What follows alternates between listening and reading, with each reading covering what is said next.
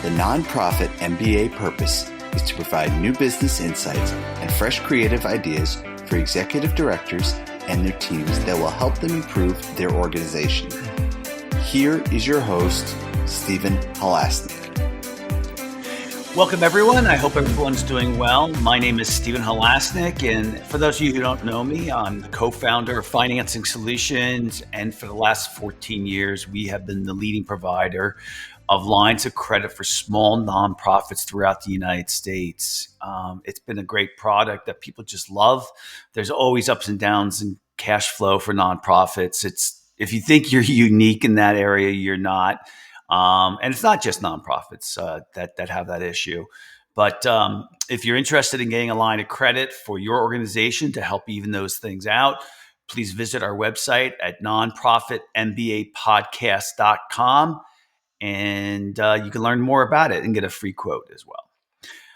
Today, I'm very excited to be speaking with Erin Straza from her own company, of course.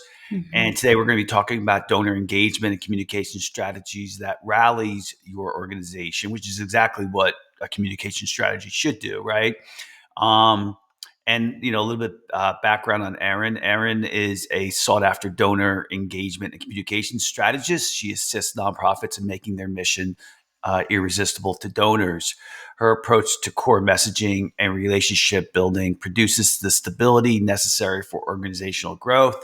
Erin holds an MBA from Illinois State University and is a published author, podcast host, and avid reader. Mm-hmm. Erin, welcome to today's Nonprofit MBA podcast. Stephen, thank you so much for inviting me and for hosting the conversation. I'm looking forward. Yep, me too. So over the years, what have you noticed that has changed in donor engagement and communication strategies? Well, I'd say they become much more targeted and segmented. I mean, there are just so many opportunities to have very specific and direct contact with donors. So that's wonderful in that we can build relationships with our donors and partners that feel much more personal and they can be more vibrant because we can communicate more often. But for many nonprofits, that's an added layer of difficulty because you have to have the means to segment and then manage these different types of variables that allow you to have those personal connections with donors. So it's good, but it also creates a little bit more difficulty, especially when teams are smaller. But you know what? I've even worked with larger organizations, and even with a bigger team, they are still having a hard time keeping everything moving and in motion. But that segmentation factor with tech, I mean, it's wonderful. It allows you to really dig deep with different groups of people. Yeah, I was going to say that. I'm saying the technology certainly has made it easier for you to do that. When you do a segmentation for a communication strategy, what is the segmentation that you typically will do? I mean, I'm assuming the number one thing would be the size that someone donates, right? That would be the top. That's typical. It really is. And some of that depends on when people give. Like even these top donors, very often they're going to give one big check a year. They're going to invest specifically at a specific point in time. And it's kind of like on an annual cycle. So that type of engagement, it's almost like you're using the entire year to keep in touch with them and say, hey, your gift last year did this. We would like to keep partnering with you because we can see this kind of impact for the year ahead if you partner again. So that conversation is both reaching back to the past on the impact and reaching forward to, hey, we can achieve this if you keep on partnering with us. So that gift level does dictate some things. But I've also been noticing, which I love, I've been noticing with some of my clients that they want to make sure that the segments are not just about the dollars, but about the donor or partner who is most passionate and most invested in the mission. So, for example, one of my clients, yes, they have a lot of people in that top, let's say 30, who are the big donors, giving large investment level gifts. But they've also added to that top group their champions, the people who may not be giving the best gift, but they are at every event and they're always online and they are constantly connecting the org, with other people. And so the impact, the value of that donor is very high, even if their personal ability to give, excuse me, may not be that high. So I love that aspect where you can have with your donor management, you can have all kinds of ways to slice and dice your donor base so that you can really assign more of that value, that overall value, rather than just on the dollar amount that's given. It kind of evens the playing field and doesn't make the dollar the deciding factor, even though obviously every nonprofit you need the funds, but it allows you to treat people in different ways because of the way you can tag and manage people in the Yeah, I system. mean, it's an interesting perspective. I mean, I think if one of the things that the nonprofits should do is have a brainstorming session about segmentation. Yeah. Oh yeah. Even before you start your communication strategy about Yes. what we're going to say and how many times we're going to say it. I because I mean I think you just hit the nail on the head, and maybe it was Malcolm Gladwell who Mm, talked about influencers, and you yeah. might get that one person who is, like you were saying, incredibly enthusiastic about the organization and is bringing you and has more ability to bring you more people, Right. Right. more donors, and if that person's managed the same as somebody who's giving you $50,000 a year, I, Yeah. that's an incredibly connected person that's very valuable. But yet, when you think about segmentation, do you think about does the are you really thinking about somebody that doesn't donate a lot of money, but they love your organization, they care a lot about the cause, and there's a reason Right. for that? Um, Yeah. I mean, what there's even some things there with how our typical mind frame of what we call the donor segments, like it's so ingrained that we say general donors or low level donors or mid donors or upper donors. And right away, you're already assigning them of monetary value instead Yeah. of the experiential value. And I think in today's society and environment, we want to be mindful that it shouldn't be that whoever has the dollars has the biggest say. It should be like who's most interested and passionate about this cause, and everyone's giving their best gift, whatever that is, and they're all contributing. Now, there could be some upper level donors who give, but they're really not involved. They're just writing a check, and that's great. Hey, you're doing your part, and that's wonderful.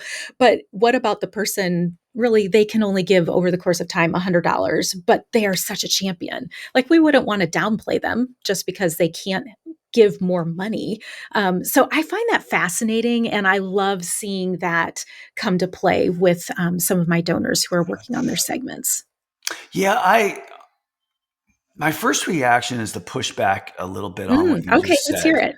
Well, Okay. I think, one of the problems is I think, and I want to be careful how I say this Yeah. because I'm not this type of person, but I am a business person, Hmm. and you can't treat everybody the same.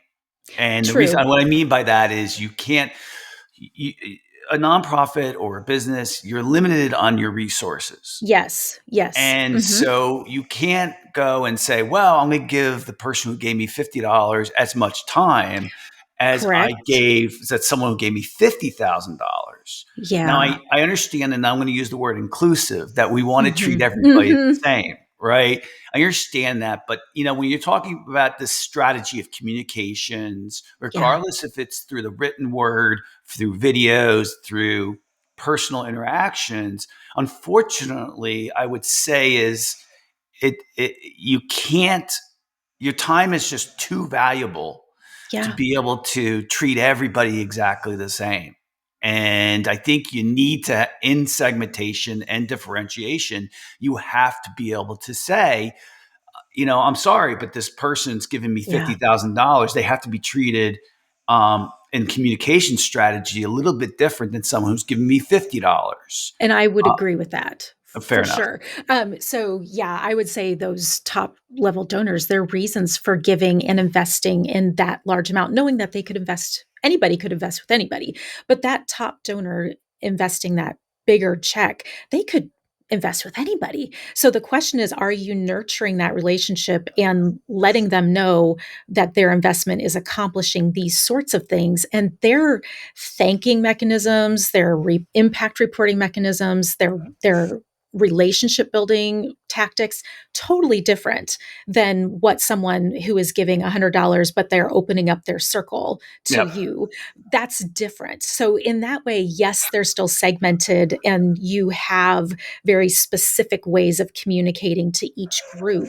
But I love the offset where I'm not saying that everyone who's giving $50 should all then be treated like a top donor. They don't need that kind of reporting for a $50 gift. But what if there are 5 people there who really are bringing in a value that's thousands of dollars more than what they're able to give? I think that could be its own segment, and you could So, pull those people out so what and do are the something for them. segmentations that you've seen that people have done that's very Yeah, creative? So we have segmentations, of course, for based on money. We right. mentioned one just before, which was segmentation based on influencers, Yep, right? influence is Which one. maybe people, I would think a lot of nonprofits are not using that segmentation. I don't think they are. No. I think some other things that are helpful would be within a nonprofit, if there are specific initiatives that are distinct that people want to hear more about, you could develop a whole segmentation based on their passion. So, what is the passion of the person? Like Mm. that element of the cause. You could slice and dice your database and do some extra journey elements based on those specific initiatives. And that's been kind of interesting to see clients work on that as well. Yeah. Is there other segmentations that you've seen that people have used that you thought was very creative? I think what I've seen that's more creative, less so than with different types of segmentation, is what do you do with the segments that you have? Developing those journeys that are very specific for that org and for that segment. So, I mean, yes, is it common that your annual fund general donors are going to get an e-news and maybe a print news and maybe 2 or 3 appeals a year? Yes, that's common. But there are some other ways that you can reach out to different groups that allow that kind of like that base level of communication to run as needed, but then do some extra things throughout the year that are specific to a segment. One client of mine, we've been working um, on donors who have been lapsed just for like 18, 24 months. So not super cold, but they're not warm. Mm. um, Mm. but we wanted to look at who are some of these donors that gave decent amount of gifts over the course of a single year, like $1,000, $2,500. Like, okay, that's a solid mid-size gift. Where did these people go? And so we circled back with them and let them know, hey, your impact has been at this level. We would love to re-engage with you. Here are the things that we are working on and the impact that we're seeing because of you. You've helped with this. And the engagement and the reactivation with them has been incredible. I think 90% of the response people gave at their same giving level or more.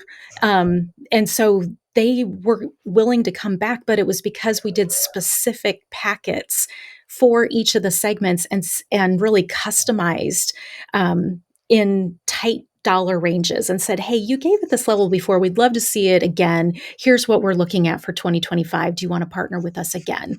And people have responded. So I think segmentation allows you to do some of those really specific targeted asks and kind of close the loop, warm up some old donors that maybe had fallen off in the past. Is there a methodology that you use? Because I think I've had this podcasts of communication before, and I think that it's like frequency. Yeah. I don't know what segmentation would be considered, but uh, content. Is there a methodology that you kind of follow? As far as how frequent No, nonprofits should about the be. whole communication process, so that Mm. someone kind of can check off the board. Oh, gotcha, gotcha, gotcha. Okay, the let's segment it now, and then now let's Yeah. talk about how many, based on those segments, people should be getting a frequency of what we're Yeah. sending them, and then another category would be what we're sending them. Yeah. Am I missing something else that's there? Yeah, well, I kind of follow a process for clients because I think that most nonprofits, they have pieces of a communications framework. The real issue is that consistency factor, and then what does consistency Mm, mean? Um, and what I again, every nonprofit is going to be different because they have different budgeting, different teams, different skill sets, different tech. I mean, all those things play a role in what can the nonprofit accomplish. And what I try to do is look at what are they doing and what's working.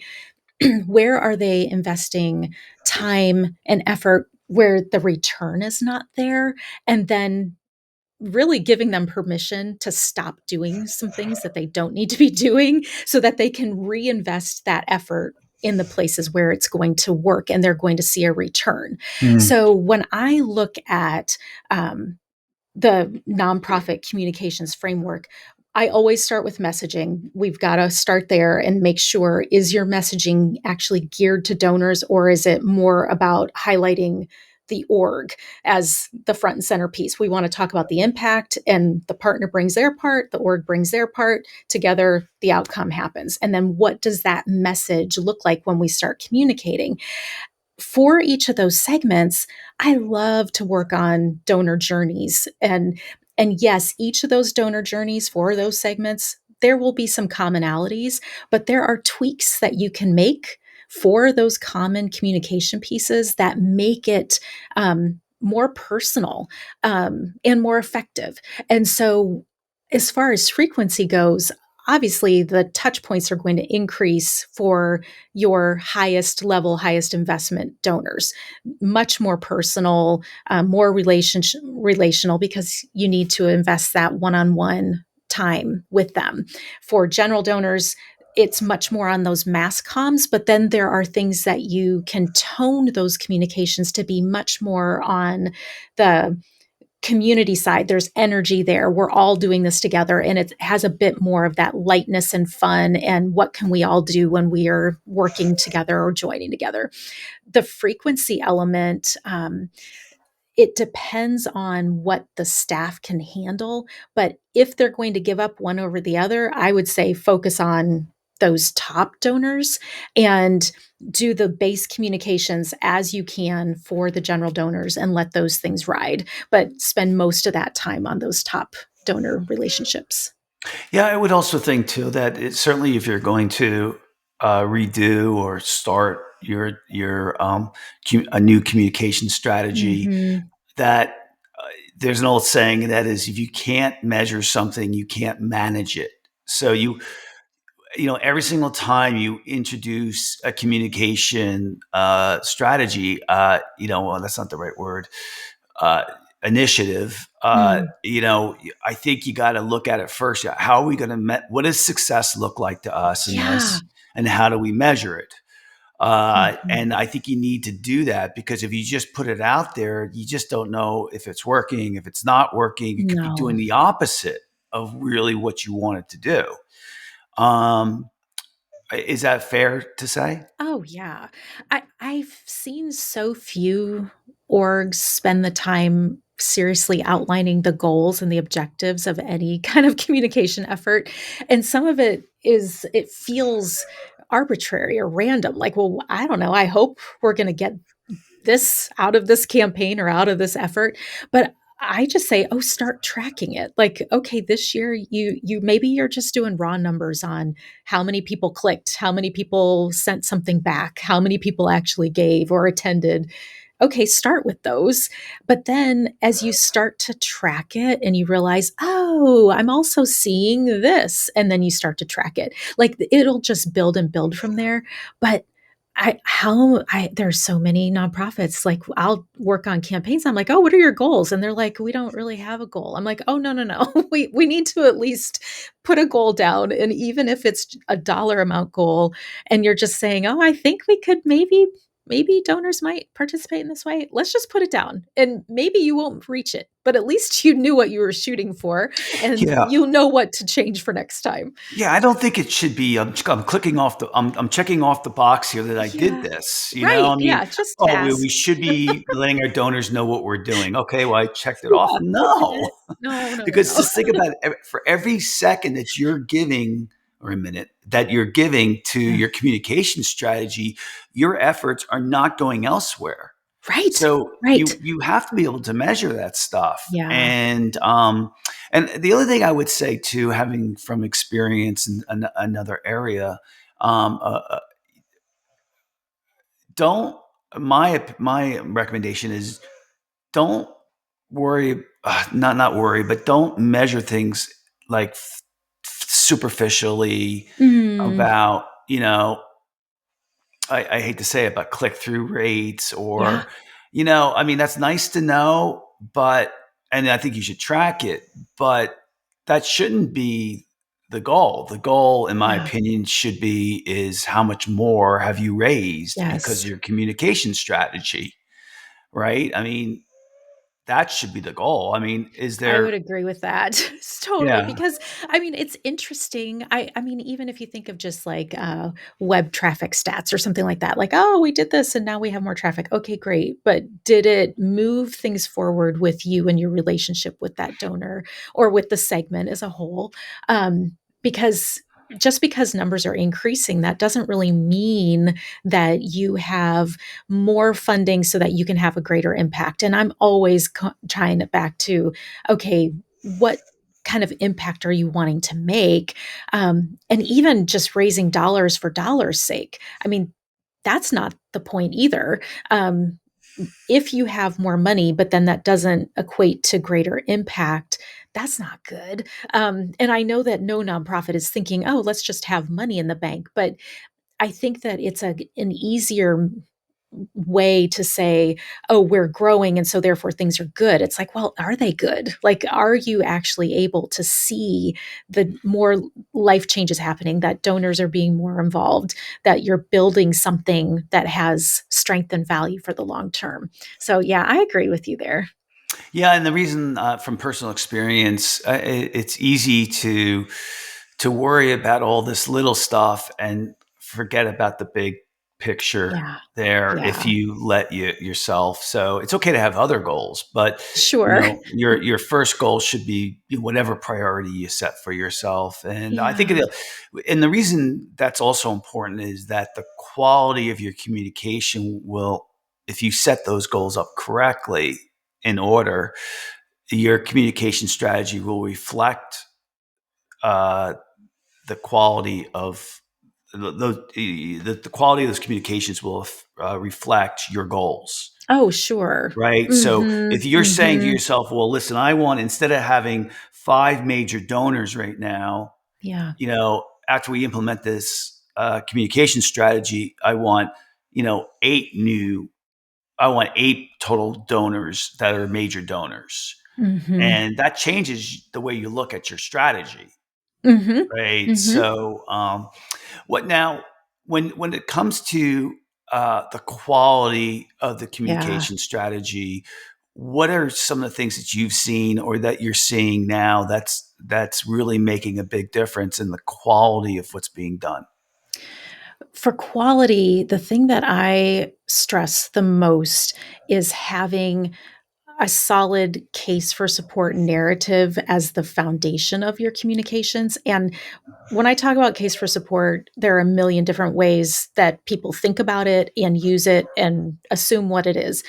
The way that I do a case for support, it's written from the donor point of view. So the hero of that piece is not the org or the programs. It's what is that external crisis that the org and the donor, they both see it and they're like, we can't have that. We need to change that. We've got to do something. So the crisis is fully outlined. Um, the solution that the org is bringing because of the partner donorship, the partner donations, is addressing that crisis. And so it's not that the org isn't mentioned, but it's primarily there are problems, there are issues, and we need to fix them. And we all need to rally around this. And when we work together, oh, all these great things happen. That quality of communication changes how the public is even observing the work of the org. And if the public at large is understanding, oh, this is a real problem in our area, who's the go to? Oh, it's this org, and everyone who's involved, they all care about this crisis. It's not so much that the donors are keeping an organization up and running, it's that they all are working to change something in the community at large. So the quality of the communication is always going back to that case for support.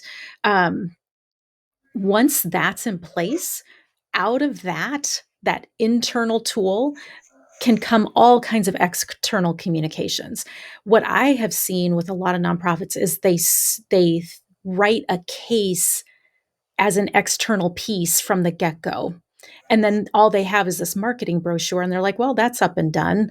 Okay, but if you write this hefty internal tool that's like 15, 20 pages, you can create your external marketing piece that's a case for support. You can create a campaign, you can create your annual report, you can get all kinds of blog posts and social posts and LinkedIn posts all from that piece. And it helps your communications to be more consistent, more compelling. Also, it cuts down all your writing time because you can just go back to that case and pull things out of it as like starter copy. It's kind of like your own personal AI. And so Yeah. you just go back to that and grab things, and everything is sounding the same and in line so that the donors hear the same message over and over again. So that quality piece, I always turn back to the case for support. And most nonprofits have a one pager and they say, oh, it's our case. I'm like, no. We got to have a robust, thoroughly developed case with the crisis. And that's, I'd say, one other thing with the crisis. Quality communications are always highlighting the real problem. And a lot of nonprofits say, oh, I don't want to be negative. I don't want to talk about the crisis. But if there's no real crisis, why is the org in existence? Mm. So you've got to have, I'm not saying be negative every time, but if you don't have a constant, this problem is out there and here are the stats, why would people want to be giving to you? They all know what the world's like. Like, we all live here. We all know things aren't perfect. So it's like, we don't need to deny that. Let's just say, hey, that's a problem. We don't like it. We all care. Let's get busy. And I think if those elements are in your communications, the quality level just goes sky high. So I want you to think about a client of yours or someone you've seen, Yeah. that an organization that does an incredible job with Mm-hmm. communication. Mm-hmm. It could have been somebody that did a terrible job with communication and they revamped Yeah. it and it came out great. Or it could be somebody that you came in because they wanted you to do a project with them, but they were Mm-hmm. already doing a good job with communication. Yeah. And I love case studies. So Mm-hmm. we don't need to know the name of them, of course, Yeah. but um, tell me what you saw that either made them, great at communication Mm-hmm. and, a little bit more details inside of it. Tell me a little bit about that. Yeah. Well, one org that I'm thinking of, they were doing a good job with their communications. It's not like it was all bad. Um, what I was seeing was that their grants proposal framework was rather detached from the donors speak that we had developed. And so then I was working with the grants manager to look at how are you communicating back to these foundations who have given you money Hmm. and who keep inviting. Obviously they're doing well enough where the foundation was like, yeah, apply again next year, we have funds for you. So that's great. This grants manager sent an update report to the foundation in our new framework using this piece that is crisis based. We have a solution. Look what you've done. Together, we're achieving this. That foundation, who had funded them for years, called them and said, "What is this report? This is amazing. Could we actually give you more money this year?" Well, of course. Yes, please give us more money. I mean, that's bizarre and unheard of. Where the foundation was so impressed by the change in communications when they weren't bad, but it was just changing it so it wasn't so much we're doing this and here are our stats and okay, we have more people and we need more overhead, we have more admin needs, whatever that is, instead of saying we can reach more of the people who need these services if we had more funding because they need this, and this, not we as the org need this, and this. It's that something out there is happening and we all need to work together on that. That shift in tone is hard, but once you get it, people on the outside, they hear it. They may not be able to detect it, but it's like something's different and they realize, oh, you're doing something big and I want to be part of that. So it's Yeah, exciting. I love I it. I think they'll. So that's I think you're going to need to. That's such a great case that you told me too. Because if Mm-hmm. I'm the executive director, I'm saying to myself, that's the goal of our Yeah. communication strategy. And Yeah.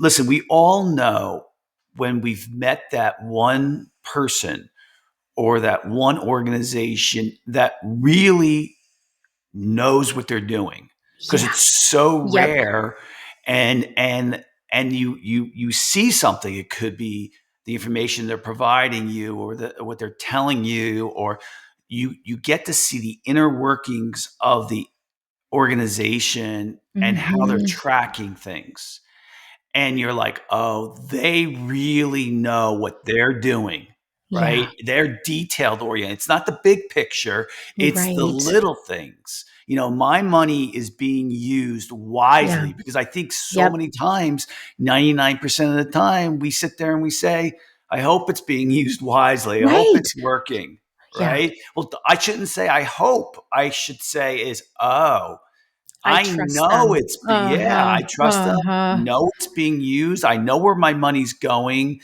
I know how it's helping. I know the outcomes. They Mm-hmm. know the outcomes.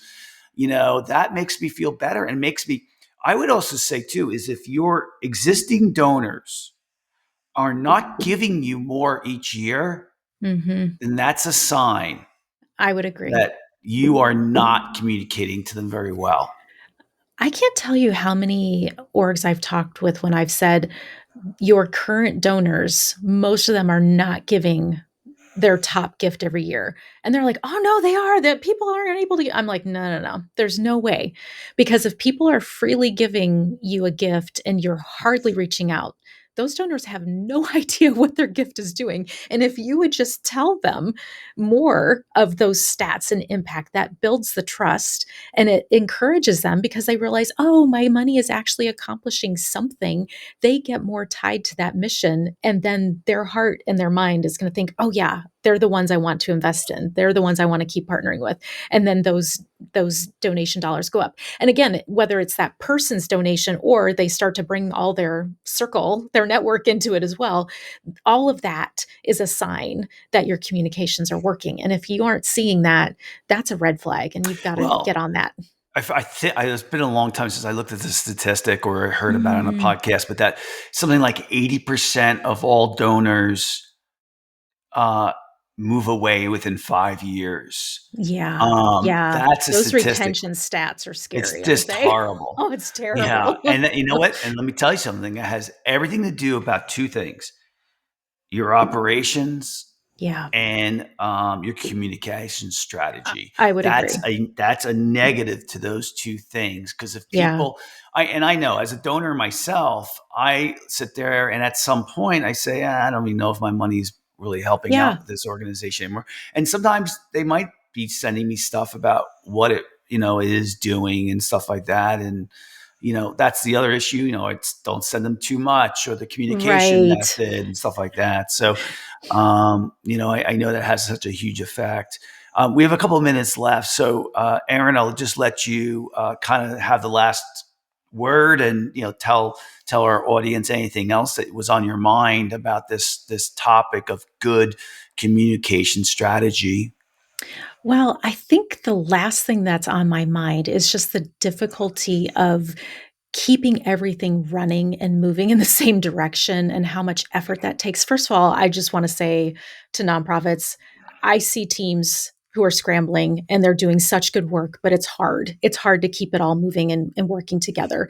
So if you can have a specific plan for each of your segments and get that segmented calendar in order, that alone is going to make such a difference for how you operate day to day. And it's going to eliminate some of that daily chaos that I hear from teams.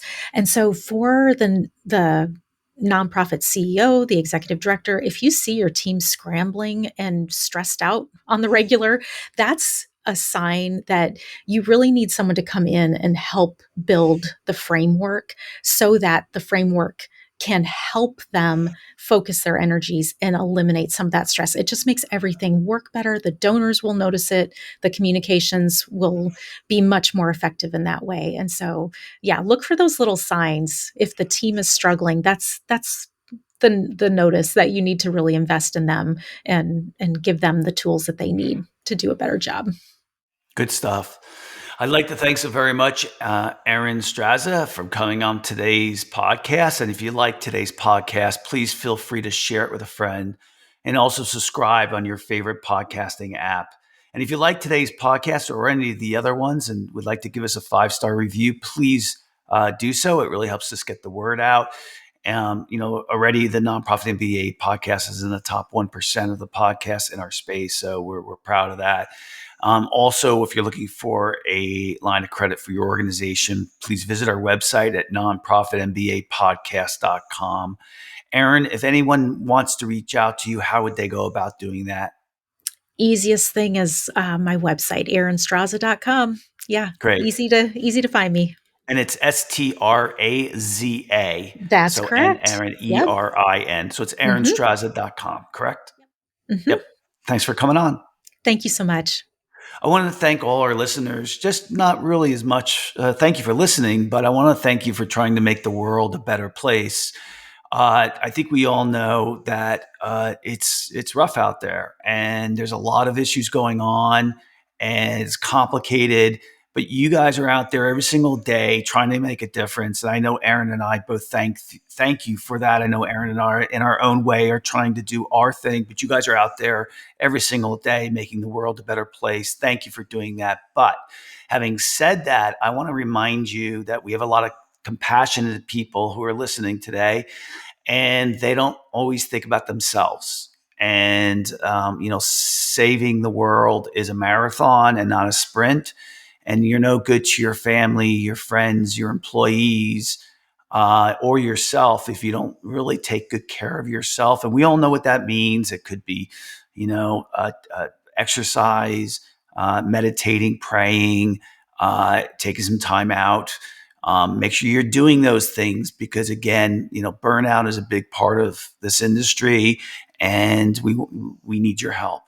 So, other than that, I want to thank you all for listening to the Nonprofit MBA podcast, and I want to really wish you a great day. See you later.